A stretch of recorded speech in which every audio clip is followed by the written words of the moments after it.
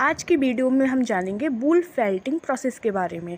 तो ये जो फेल्टिंग प्रोसेस होती है ये मेनली वूल फाइबर में ही होती है। इस प्रोसेस में ये होता है कि बिना बीबिंग और बिना स्पिनिंग के फैब्रिक को फाइबर के द्वारा डायरेक्ट प्रिपेयर किया जाता है, यानी कि फाइबर से डायरेक्ट फैब्रिक का कंस्ट्रक्शन किया जाता है विदाउट स्पिनिंग और विदाउट बीबिंग। तो इस प्रोसेस में क्या होता है, फेल्टिंग में जो वूल के फाइबर्स होते हैं उनको हीट, उनको मॉइस्चर, फ्रिक्शन यानी कि घर्षण या दबाव के हेल्प से आपस में जोड़कर एक डेंस फैब्रिक यानी कि सघन कपड़ा बनाया जाता है। इसमें यान की नीड नहीं होती है।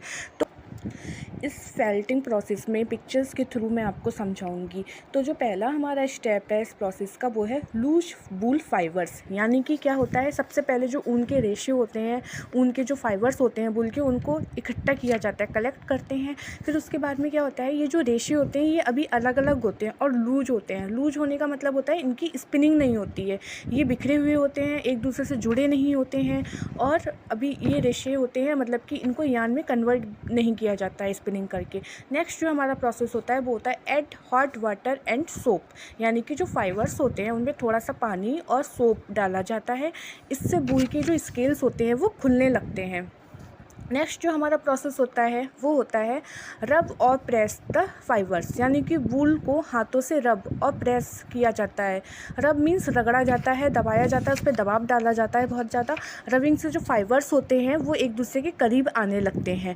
नेक्स्ट स्टेप होता है हमारा फाइबर्स स्टार्ट टू इंटरलॉक, यानी कि वूल के जो फाइबर्स के जो स्केल्स होते हैं, वूल फाइबर के जो स्केल्स होते हैं वो आपस में फंसने लगते हैं एक दूसरे में। इस प्रोसेस को हम इंटरलॉकिंग कहते हैं। नेक्स्ट स्टेप है हमारा मोर रबिंग एंड प्रेशर, यानी कि हम जो हमारा ये फेल्टिंग का जो प्रोसेस होता है इसमें क्या होता है, इंटरलॉकिंग के बाद में हम इसको और ज़्यादा रबिंग और प्रेशर देते हैं। जो हमारे फाइबर्स होते हैं और ज़्यादा रगड़ते हैं और ज़्यादा उस पर दबाव डालते हैं, तो इससे क्या होता है, जो इंटरलॉकिंग होती है वो और ज़्यादा स्ट्रॉन्ग हो जाती है।